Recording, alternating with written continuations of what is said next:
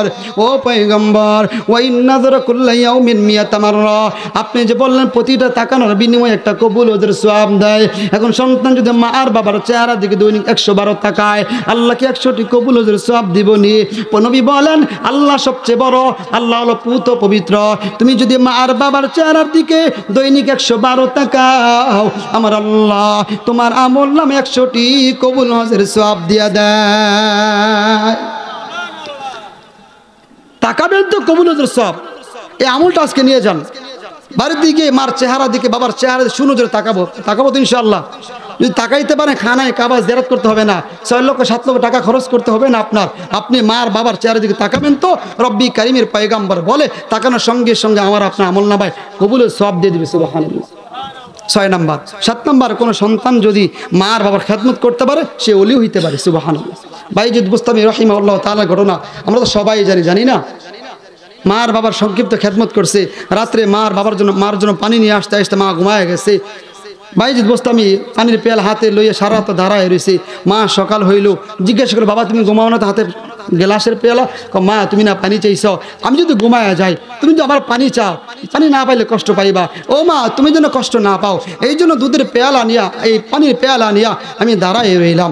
মা আল্লাহর কাছে দোয়া করছে, আল্লাহ আমার এই বাইজিদকে জগতের ওলি বানাও। আল্লাহ মার দরখাস্ত কবুল করছে তো করছে, আল্লাহ জবানের ওলি বানায় দিছে সুবহানাল্লাহ।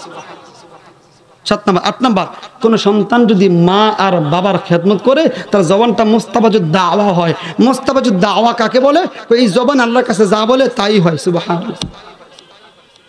ওয়াইস করুন রাহিমাহুল্লাহ তার একটা ঘটনা, জগৎ বিখ্যাত আলেম আল্লামা মুফতি হামায়াতুদ্দিন হাফিজাহুল্লাহ তাআলা, জগৎ বিখ্যাত আলেম আল্লামা আবুল্লাহ সামরকন্দি রাহিমাহুল্লাহ তাআলা 2টা কিতাবে হাদিসটা, এই বড় হাদিসটা নিয়ে আসছে।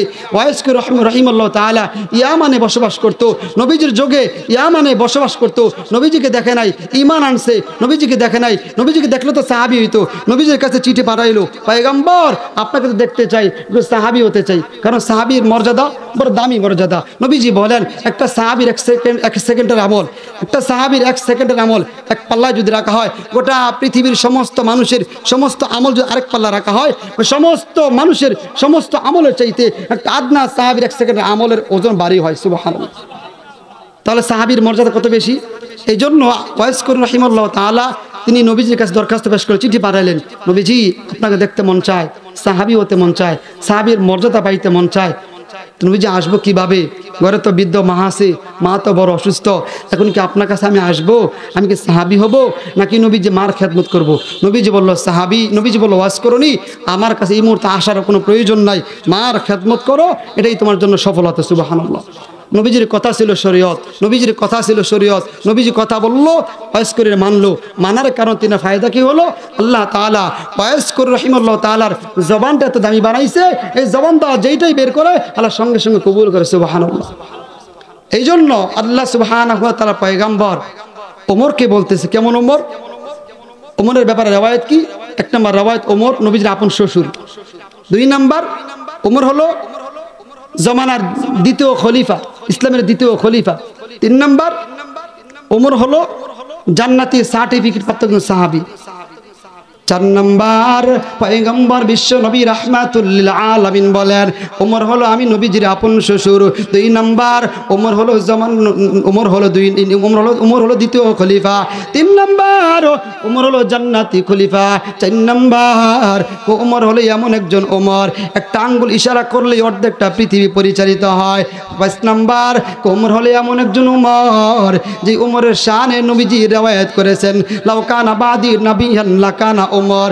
আমার আল্লাহ তাআলা যদি আমি নবীজির পরে কাউকে নবী বানাইতো, আল্লাহ ওমরকে নবী বানাইতো সুবহানাল্লাহ। আরো জোরে বলি সুবহানাল্লাহ। পয়গম্বর বলেন আমি নবীজির পরে যদি আল্লাহ কাউকে নবী বানাইতো তাইলে ওমরকে আল্লাহ নবী বানাইতো। এমন একজন ওমর 5-6টা মর্যাদার অধিকারী একটা ওমর। ওই ওমরকে নবী বলে ওমর রে ইয়ামান থেকে নবীজির আশেক, মায়ের খেদমত করে আশেক হইছে। ওই আপনার ওয়াইস করিন যখন ইয়ামান থেকে মদিনা আসবে, তার এই আকার আকৃতি, এই গঠন প্রণালী যখন সে আসবে, ওমর তুমি তার কাছ থেকে তোমার হকের ভিতরে দোয়া লইবা। এত মর্যাদাযুক্ত উমর, ওই উমরকে বলতেছে, উনি সাহাবিও না, উনি মায়ের খেদমত করছে। নবীজি বলে, ওমর যখন ওই ইয়ামান থেকে মদিনা আসবে ওয়াজ করুনি, তার কাছ থেকে তুমি দোয়া লইবা। মন বলে, নবীজি কারণটা কি? মার খেদমত করছে, জবান এত পবিত্র হয়েছে, এই জবানদার যে দোয়াটাই করে রব্বি করিম ওই দোয়াটার সঙ্গে সঙ্গে কবুল করে, সুবহানাল্লাহ। কারণ মায়ের খেদমত করেছে। কারণটা কি? মায়ের খেদমত করেছে। 7 নাম্বার। 8 নাম্বার, 9 নাম্বার হলো যে মায়ের খেদমত করে মুসা নবীর সঙ্গে জান্নাত লাভ করছে। ঘটনা বলতে চাইতে সংক্ষিপ্ত সময়, মায়ের খেদমত কইরা মুসা নবীর সঙ্গে জান্নাত লাভ করছে। কিভাবে? মুসা নবীর জামান একটা কসাই ছিল। কসাই সকালবেলা বাজার আসতো, গোস্ত বিক্রি করে সন্ধ্যাবেলা একটু গোস্ত বাসায় নিয়ে কাবাব বানায় মায়ের মুখে লোকমা বানায় দিত। তো মা দোয়া করলো, আল্লাহ আমার এই সন্তানটাকে মুসা নবীর সঙ্গে তুমি জান্নাত দিব। আল্লাহ এই মায়ের দোয়া কবুল করার কারণে ওই কসাইকে মুসা নবীর সঙ্গে জান্নাত দিল, সুবহানাল্লাহ। এখন একটা প্রশ্ন, এই মুসা নবীর উম্মতের চাইতে আমার আপনার দাম কম না বেশি? একটু জবান খুলে বলি, ওই মুসা নবীর উম্মতের চাইতে আমার আপনার দাম কম না বেশি? ওই নবীর উম্মত যদি নবীর সঙ্গে জান্নাতে যাইতে পারতো, আমি আপনি কি জান্নাতে যেতে পারবো না? পারবো না? অবশ্যই পারবো, কারণ যে মায়ের খেদমত করতে পারি। মুসলিম শরীফের হাদিস, নবীজি বলেন, আল জান্নাতু তাহতা আকদামিল উম্মাহাত। পয়গম্বর বিশ্ব নবী রাহমাতুল লিল আলামিন কয়, কোন সন্তান যদি মায়ের খেদমত কইরা মায়ের খুশি করতে পারে, কয় মায়ের পদতলি জান্নাত, মানে কয় মায়ের খেদমতের মাধ্যমেই ওই সন্তানটা আল্লাহর জান্নাতে যাইতে পারে। তাহলে 10টা ফায়দা বললাম। সন্তান মা আর বাবার খেদমত করবে তো 10টা ফায়দা, ভালো করে শুনি। 1 নাম্বার, আল্লাহ রসুলের কথা মানলো। 2 নাম্বার, আল্লাহ তাআলা তার প্রতি সন্তুষ্ট হয়। 3 নাম্বার, আল্লাহ তাআলা তার হায়াত বাড়ায় দেয়। 4 নাম্বার, লম্বা হায়াতে মুসিবতে পড়লে আল্লাহ বিপদ দূর করে। 5 নাম্বার, জিহাদের সওয়াব দেয়। 6 নাম্বার, আল্লাহ তাআলা মায়ের চেহারার দিকে তাকানোর কারণে হজের সওয়াব দেয়। 7 নাম্বার, আল্লাহ তাআলা 7 নাম্বার, আল্লাহ সুবহানাহু ওয়া তাআলা জিহাদের সওয়াব দেয়। 8 নাম্বার, আল্লাহ তাআলা জবানটা আপনার মোস্তাওয়াজিদ দাওয়া বানায়। 9 নাম্বার, মায়ের খেদমত করে ওলি হওয়া যায়। 10 নাম্বার, মায়ের খেদমত করে জান্নাতে যাওয়া যায়, সুবহানাল্লাহ। তা আমরা কি মায়ের খেদমত করে জান্নাতে চাই কি চাই না? তাহলে কি মা বাবার খেদমত করা যাবে ইনশাআল্লাহ? তো সংক্ষিপ্ত সময় আমি 10টা ফায়দা বললাম। অল্প সময়ের ভিতরে আজান হয়ে যাবে। অল্প সময়ের ভিতরে কোনো সন্তান যদি মা আর বাবার সঙ্গে খারাপ ব্যবহার করে, কোনো সন্তান যদি মা আর বাবাকে কষ্ট দেয়, মা আর বাবাকে আঘাত করে, তার ব্যাপারে 11টা রেওয়ায়েত হলো তার ব্যাপারে। 1 নাম্বার, বুখারী শরীফের 5976 নম্বর হাদিস, নবীজি বলেন, قال رسول الله صلى الله عليه وسلم ألا أنبئكم بأكبر الكبائر قلنا بلى يا رسول الله قال الإشراك بالله وعقوق الوالدين। রব্বি করিম বলেন, রব্বি করিমের পয়গম্বর তার সাহাবাই কেরামকে বলেন, ও সাহাবীরা, আমি কি তোমাদেরকে সবচেয়ে বড় যেই গুনাহটা আল্লাহর দরবারে হয়, আলা উনাব্বিউকুম বিআকবারিল কাবাইর, সবচেয়ে বড় যেই গুনাহটা হয় এই গুনাহ সম্পর্কে তোমাদেরকে জানাবো কিনা? সমস্ত সাহাবীরা এক বাক্যে ডাইকা কই, কুলনা বালা ইয়া রাসূলুল্লাহ, ও পয়গম্বর জানায় দেন গো, কোন গুনাহটা আল্লাহর দরবারে সবচেয়ে বড় মারাত্মক বড় গুনাহ? আল্লাহ বলে, রাসূল সাল্লাল্লাহু আলাইহি সাল্লাম বলে, আল ইশরাকু বিল্লাহ। 1 নাম্বার, আল্লাহর সঙ্গে অন্য কাউকে শরীক করা। 2 নাম্বার, উকুকুল ওয়ালিদাইন, মা বাবার সঙ্গে খারাপ ব্যবহার করা, মা বাবাকে কষ্ট দেওয়া, মা বাবাকে গালি দেওয়া, মা বাবাকে কষ্ট দেওয়া। এই কষ্ট দেওয়ার গুনাহটা আল্লাহর দরবারে সবচেয়ে বড় খারাপ গুনাহ, সবচেয়ে বড় খারাপ। জমানার যত গুনাহ আছে, ওই 2 নাম্বার হলো সবচেয়ে বড় মারাত্মক খারাপ গুনাহ হলো মা বাবাকে কষ্ট দেওয়া। 2 নাম্বার, মা বাবাকে কষ্ট দেওয়ার শাস্তি হলো বুখারী শরীফের 5975 নম্বর হাদিস, নবীজি বলেন, قال رسول الله صلى الله عليه وسلم إن الله حرم عليكم حقوق الأمهات ومنعوهات وعد البنات। সরওয়ারে দু আলম বিশ্ব নবী রাহমাতুল লিল আলামিন কয়, নিশ্চয় আল্লাহ তাআলা তোমাদের উপর হারাম করেছেন উকুকুল উম্মাহাত, মা আর বাবার সঙ্গে খারাপ ব্যবহার করা, ওয়ামান আওয়াহাত, প্রাপকের পাওনাদারে পাওনাকে আটকে রাখা, এবং যেই জিনিস তালাশ করা তোমাদের জন্য ঠিক না ওই জিনিসকে তালাশ করা, কন্যা সন্তান হইলে ওই কন্যা সন্তানকে জীবিত মাটিতে পুঁতে ফেলা, এই 4টা কাজ আল্লাহ তাআলা তোমাদের উপর হারাম করেছেন। তো 4টা কাজের মধ্যে সর্বপ্রথম কাজটাই হলো উকুকুল উম্মাহাত, মা বাবার সঙ্গে নাফরমানি করা, মা বাবার সঙ্গে খারাপ ব্যবহার করা। এটা আল্লাহ তাআলার কাছে সবচেয়ে বড় মারাত্মক গুনাহ, আল্লাহ এটা করতে নিষেধ করছেন। 3 নাম্বার, কোন সন্তান যদি এই মা বাবার সঙ্গে খারাপ ব্যবহার করে রাসূল তার জন্য বদদোয়া করে। মুসলিম শরীফের 6404 নম্বর হাদিস, রাসূল বলেন রগিমা আনফু সুম্মা রগিমা আনফু কিলা মান ইয়া রাসূলুল্লাহ। নবীজি বলল তার নাক দুলিমলিন হোক, আবারও তার নাক দুলিমলিন হোক, আবারও তার নাক দুলিমলিন হোক। সাহাবীরা বলল নবীজি কার নাক, আপনি কাকে বদদোয়া দিয়েছেন? নবীজি বলে মান আদরাক আবাওয়াই ইংদাল কিবারি, কোন সন্তান তার মা বাবাকে বৃদ্ধ অবস্থায় পাইল, আহাদুহুমা আও কিলাহুমা, দুইজনকে অথবা একজনকে পাইল, ফালাম ইয়াদখুলিল জান্নাহ, সে মা বাবার খেদমত করতে পারে নাই, জান্নাতও যাইতে পারে নাই, ওই সে ধ্বংস হয়ে যায়। নবীজি ধ্বংস করছেন, বদদোয়া করছেন। 4 নাম্বার, কয় রব্বি কারীম অসন্তুষ্ট হয়ে যায়, রব তার প্রতি অসন্তুষ্ট হয় যে ব্যক্তি মা বাবা কষ্ট দেয়। তিরমিজি শরীফের 1899 নম্বর হাদিস, রিদুর রব্বি ফি রিদুল ওয়ালিদি ওয়া সাকতু রব্বি ফি সাকতুল ওয়ালিদি, মা বাবা কষ্ট দিলা তো রব্বি কারীম তোমার প্রতি অসন্তুষ্ট হয়ে যায়। রব যখন আমার আপনার উপর অসন্তুষ্ট হবে, আমার আপনাকে খাইতে দিবে না, মজার খাবার দিবে না, আর আমার সে চলতেই দিবে না। কি করবে? আদাবুল মুফরাদ কিতাবের নাম, ওই কিতাবের 29 নম্বর হাদিস, নবীজি বলেন মা মিন যামবিন আজদার আইয়ু আজ্জাল লিসাহিবিল উকুবাতু মা মা ইউদাখারু লাহু মিনাল বাগি ওয়া কতিয়াতি রহিমি। নবীজি বলেন কোন সন্তান যখন মা বাবাকে পাওয়ার পর, আল্লাহ রাসূল সাল্লাল্লাহু আলাইহি সাল্লাম বলেন পৃথিবীতে মানুষ যত গুনাহ করে ওই গুনার শাস্তি যত দ্রুত না আসে, কিন্তু মা বাবাকে যে ব্যক্তি কষ্ট দেয় তার শাস্তি কোটি কোটি গুণ বেশি দ্রুত হয়। যখন আমি আপনি মাকে কষ্ট দিব, আমার আপনার উপরে দ্রুত শাস্তি আসবে, দ্রুত দুনিয়াতে শাস্তি আসবে, আখিরাত শাস্তি তো আছে, দুনিয়াতে আসবে। এবার আসেন শাস্তিগুলো কেমন হবে।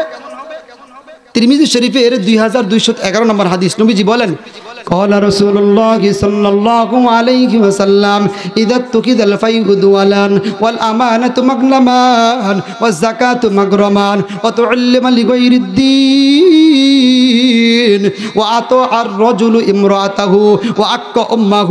নবীজি বলেন, এই হাদিসের ভিতরে নবী লম্বা গুনাহের কথা বললেন, আমি সংক্ষিপ্ত কয়েকটা বলতেছি। নবীজি বলেন ইদা তুকিদাল ফাইউ দুওয়ালান, মানুষ যখন গনিমতের মালকে নিজের মাল মনে করে খরচ করবে, ওয়াল আমানত মাগনামান, আমানতকে মানুষ গনিমতের মাল মনে করে খরচ করবে, ওয়াজ যাকাতু মাগরামান, যাকাতকে জরিমানা মনে করবে, ওয়াতুল্লিমা লিগাইরিদ্দিন, মানে দিন ছাড়া অন্য শিক্ষায় শিক্ষিত হবে।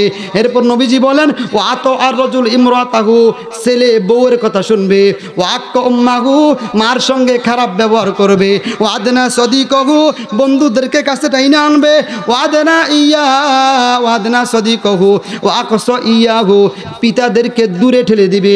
নবীজি বলেন ও আত আর রজুল ইমরাতাহু, সন্তান যখন স্ত্রীর কথা শুনবে, ও আক্ক উম্মাহু, মার সঙ্গে খারাপ ব্যবহার করবে, ও আদনা সদিকহু, বন্ধুদেরকে কাছে নিয়ে আসবে, ও আকস ইয়াহু, তার পিতাকে দূরে ঠেলে দিবে।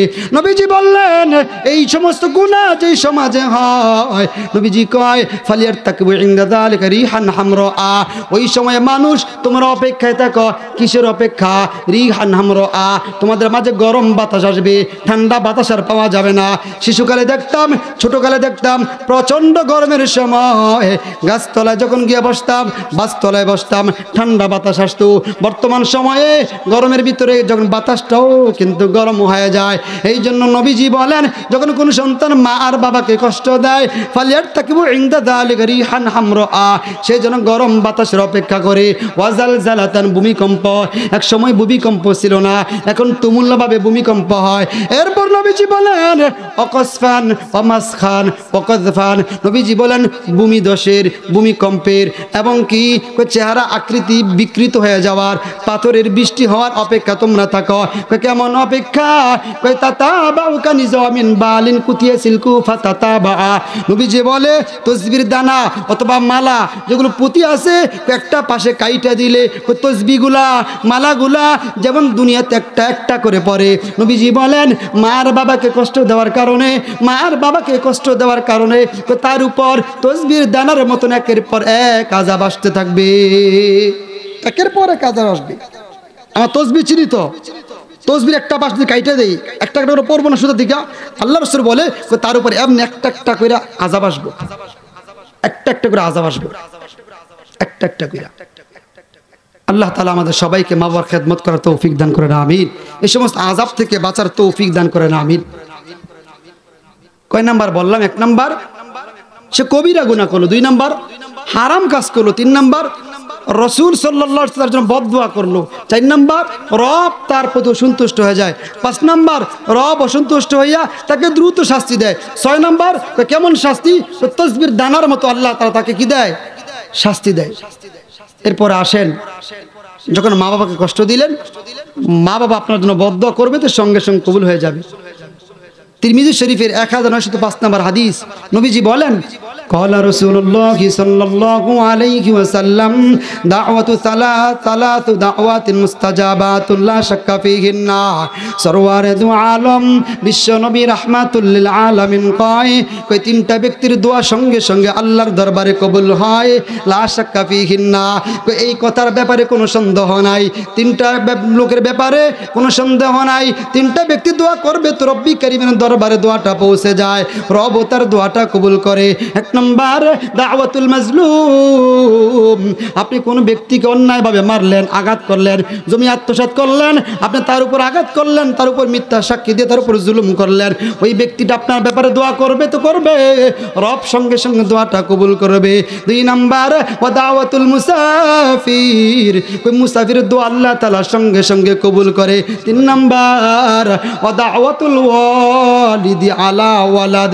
নবীজি বলেন কোন ছেলে সন্তান যখন মা বাবার সঙ্গে খারাপ ব্যবহার করে, রব্বি কারীমের দরবারে ওই মা আর বাবা যখনই দোয়া করে, রব্বি কারীম মা আর বাবার ওই বদদোয়াটার সঙ্গে সঙ্গে কবুল করে নেয়।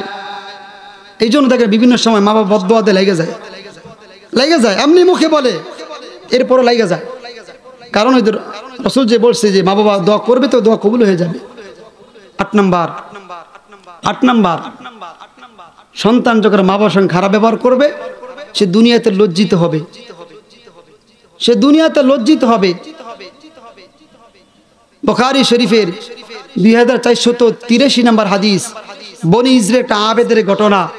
নাম ছিল তার জোরাইজ, বড় আবেদ ছিল, এমন কোনো আমল নাই সে করে নাই, সে আলাদা ইবাদতখানা বানাইছে কিসের জন্য? নামাজ পড়ার জন্য। কিন্তু মা একদিন গেল, গিয়ে বলতেছে জোরাইজ, সে নামাজে দাঁড়ায় আছে। মানুষ আল্লাহর বান্দা ভাবতেছে, মা ডাকতেছে, আবার আমি নামাজে দাঁড়াইছি, কোনটা করবো? সে নামাজে দাঁড়াইছে, মার কথা সাড়া দেয় না 1ম দিন। 2য় দিন মা আসলো, ডাকলো, মার ডাকে সাড়া দিল না। 3য় দিন মা আসলো, মা ডাকে সাড়া দিল না। এবার মা বদ্দুয়া দিল, আল্লাহ আমার এই ছেলেটাকে না দুনিয়ার কোন বেশ্যা মহিলার চেহারা না দেখা তার মৃত্যু দিও না। মা দোয়া করছে তো রব্বি কারীম সঙ্গে সঙ্গে দোয়াটা কবুল করে ফেলছে। ওই জমান একটা বেশ্যা মহিলা ছিল, ওই বেশ্যা মহিলা বলতেছে আমি জোরাইজকে ফাঁসাবো, ফেত্তার ভিতরে ফালাবো। জোরাইজের কাছে নিজেকে অর্পণ করলো, তো আল্লাহর ওলি কিন্তু ওই মহিলার দিকে তাকায় নাই, মহিলার সাথে খারাপ ব্যবহার করে নাই। ওই মহিলা চলে গেল পাশে আর একটা রাখাল,